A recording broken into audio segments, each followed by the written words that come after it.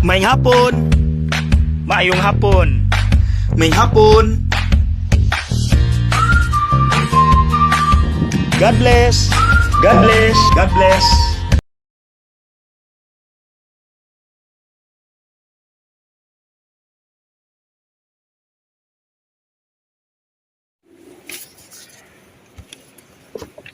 Mga igsuon, sa unang tingin, mura lang siya og simple nga pagpangutana. Do you love me, Peter? Yes, Lord. Do you love me, Peter? Yes, Lord. Do you love me, Peter? Yes, Lord. Pero abi ninyo, mubalik ta sa karaan nga pinulungan aron masabta nato unsay lalom nga kahulugan.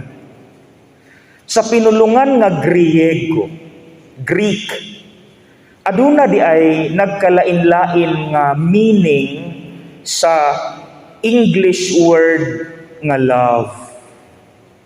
Naa di ay tulo: philia, eros, ug agape. Kanang philia, maunay klase sa gugma nga devotional lang or admiration. Kanang gugma nimo nga na-admire ka sa imong mama, papa, igsuon, teacher, imong mga idol nga basketball player, artista. So maunay meaning sa philia, admiration. Na-admire ra ka. Ang eros is more on pagnanasa. Maunang diya gikan ang erotic love, desire. Pero wala na ilabot. Kay ang diri sa ato ang ebanghelyo, ang na-involve nga meanings kini ramang philia ug agape. Now kining agape mao ni gugma nga wala gyoy kondisyon. Mao ning gugmaha ang kanang musakripisyo gyud. Self-sacrificing, unconditional love. Nga kanang andam ka nga magpakamatay, musakripisyo sa imong kahayahay for the sake of your minamahal. So nakuha ninyo? So forget the eros, kay walay labot diri ang eros. Ang na-involve diri nga gugma is philia ug agape. So ang philia, gugma nga admiration lang. Kanang namangha lang ka, ga-idol lang ka. Kana lang nga klase nga gugma. Pero ang agape, sakripisyo, andam kang mo buhis sa imong kaugalingon ug sa imong kahayahay tungod ug alang sa imong minamahal. Kana mo'y agape. Kanang gibuhat ni Lord, mauna ang agape. Kanang atong mga admiration, idol nako ni siya, idol nako ni, ganahan ko niya, philia. Now, ano ato nang gisgutan ng philia o agape? Tungod kay abi ninyo, mubalik ta sa Greek nga original gyud nga teksto. Kay kung kining binisaya lang, walay kalainan. Do you love me? Yes. Do you love me? Yes. Do you love me? Yes. Walay kalainan, murag pareha ra ang tulo. But no, kung mubalik ta sa original, sa Greek, ang first question di ay ni Lord kang Pedro is, agapas me? What do we mean by that? Agapas or agape. Ang imo bang gugma nako, Pedro, andam na baka nga magpakamatay tungod og alang nako? Kabalo mo unsay tubag ni Pedro? Philose. Unsa man ang philose? O say root word, philia. So dili pa gihapon ready si Pedro sa agape. Naa pa gihapon siya sa level sa philia. Nga Lord, admiration pagihapon ang akong gugma. Naa pa ko diha nga level. Siguro, bago pa namatay si Kristo, di pa na niya kaya. Dili pa na niya kaya. So masabtan kaayo. So balikon nako, the first question ni Jesus kang Pedro, kung sa Greek atong balikan, original, agapas me, andam na baka nga mupakita sa gugma nga agape, Pedro? Andam na bakang mutahan sa imong kinabuhi tungod og alang nako? Unsay tubag ni Pedro? Philose. Philia. Dili pa agape. Ikaduha na question. The same question. Basin di ay mausab ang una-una ni Pedro. Agapas me. But again, Peter answered, Philose. So, wala gyud mausab ang tubag ni Pedro. Philose.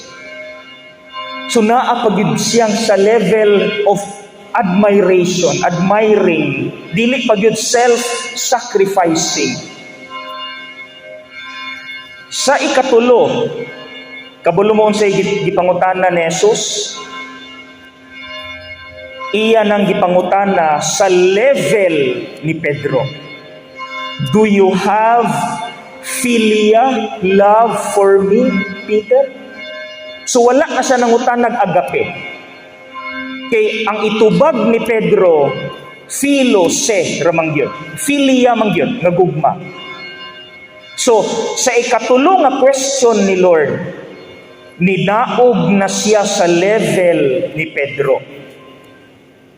Philia ang imong ipakita nga gugma nako, Pedro. O sa itubag ni Pedro, sa ikatulo, philose. Wala mausab.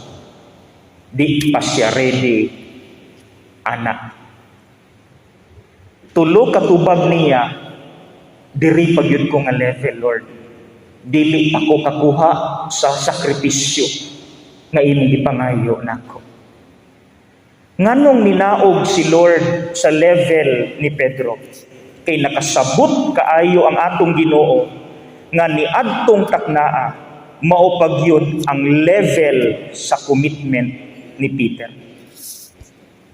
And so the Lord went down to the level of Peter ug gisabot niya ug gidawat niya nga at this moment what he can commit mao pa ni nga level sa gugma. Philia pa. Pero kini ang pinakanindot. Unsay sunod nga giingon ni Jesus? Unsa toy sunod niyang giingon? Sultihan ko ikaw, Pedro. Sa batan-on ka pa, ikaw pa'y nagbakos sa imong kaugalingon ug nakaadto ka sa bisan diin nga gusto mong adtuan. Apan inig katigulang na nimo, idupa mo ang imong kamot ug lain na ang magbakos kanimo ug dadon ka sa dapit nga dili mo gustong adtuan. Mga igsuon, sounds familiar. Fast forward ka. Unsay gikamatyan ni Pedro? Unsay gikamatyan ni Pedro? Gilansang si Pedro og gibalik.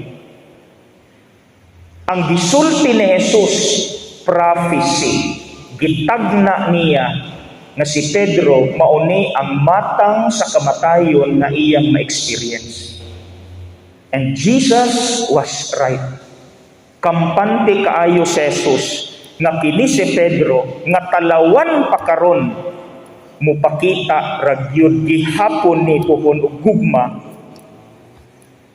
nga agape 100%. Ug tuod man, naba mo'y Bible, basahan ninyo ang Acts of the Apostles. Please, unya, basahan ninyo, ablihi inyong Bible unya. Acts of the Apostles, wala na si Kristo, nisaka na sa langit, sila nalay nabilin. And Jesus was right sa iyang prophecy. Ang iyang gipanagna about Peter na tinuod. Kay bisag unsa na ang kulata nga ginabuhat nila kang Pedro, ayaw lagig sangyaw anang Kristo ninyo, undangi lagig sangyaw, kulatahon na silang Pedro, latiguhon na silang Pedro, pero humaglatigo, humagpreso, inigbuhi si Pedro, dili na kadtong talawan nga Pedro. Sangyaw gihapon siya sa mga merkado, mga public places about the risen Lord. See? That is the wisdom of God.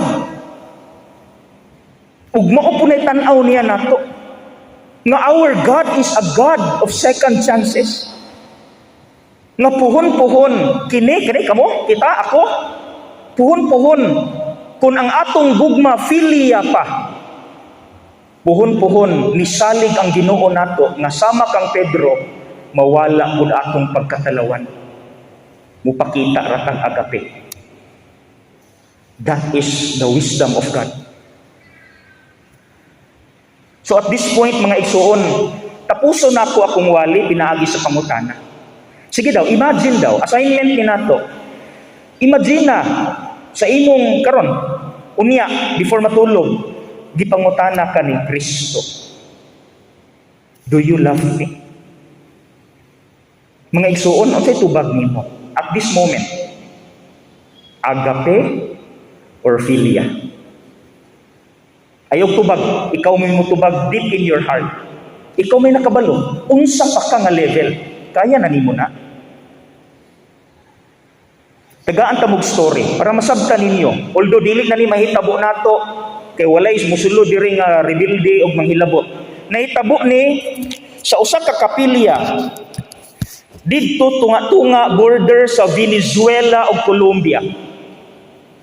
South America, di ba? South America, Venezuela, Colombia, border, night chapel. Sa pagsugod sa misa, naay panghitabo nga wala nila gi-expect. Usa ka grupo sa mga rebelde, armado, midasmag sa kapilya samtang gamisa. O gibira sa mga rebelde ang pari pagawas aron patyon. Giguyod nila ang pari aron patyon sa gawas. Ug nibalik ang leader sa mga rebelde sulod sa kapilya ug misinggit. Kinsa pa dinhi ang mituo aning Ginooha tindog sa atubangan. Nangahadlok ang tanan, wala sila kalihok. Apan pagkataod-taod naay usa ka lalaki nga miadto sa atubangan ug misulti sa mga rebelde. Ako sir, nahigugma ko kang Kristo. Ug tuod man nahigugma di ay ka, giguyod ang maong lalaki pagawas aron patyon. Ug aduna poy duha, tulo ka tawo ang miingon, ako pod nituo ko sa Ginoo, gipangguyod pud sila sa gawas aron pamatyon. Naapay nabilin sa sulod sa kapilya. Ug didto sa gawas sa kapilya, gipabuto dayon ang mga armas. Ratatatatatatat. Gipabuto ang mga armas. Human sa pagpabuto sa armas, mibalik ang rebelde sa sulod og nangutana, kinsa pay moangkon nga siya Kristiyano, tindog. Ug wala na iniadto sa atubangan, kaya nakadungog na gud sila sa buto-buto. O busa kay wala na may misinggit, wala na may miangkon nga siya Kristiyano. Misinggit ang rebelde sa mga tawo nga nahibilin sa sulod. Wala mo'y katungod nga magpabilin diri sa sulod, panggawas mo ug giguyod sila tanan pagawas sa kapilya ug natingala sila didto sa gawas kay nakita nila nga buhi pa ang pari ug kadtong mga niangkon nga sila Kristiyano. Buhi pa, wala di ay gipamatay. Ug kung sa gibuhat sa mga rebelde, gipabalik dayon sa mga rebelde ang pari ug kadtong mga miangkon nga sila Kristiyano pasulod sa kapilya ug miingon dayon ang rebelde, Padre, ipadayon ang misa uban aning mga tawo nga miangkon nga sila Kristiyano. Ug kamo nga naa sa gawas, ayaw mog sulod dire hangtod makabaton kamo og kaisog nga mubarog ug mulaban sa inyong gituohan. Ug mibalik ang mga rebelde sa lasang.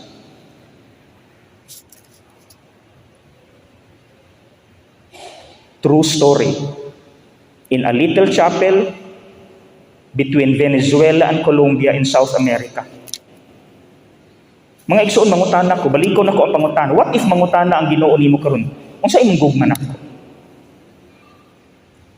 Ikaw ba tong Kristiyano nga muhawid yun ni Kristo bisan naay daghang problema, di gyud biyaan si Kristo? Ikaw ba tong Kristiyano nga bisan gihulga na nagpabilin gihapon Kristiyano? Ikaw ba tong Kristiyano nga bisan sa daghang pagsulay, mga sakit, mga kamatayon, nagpabilin gihapon ni Kristo?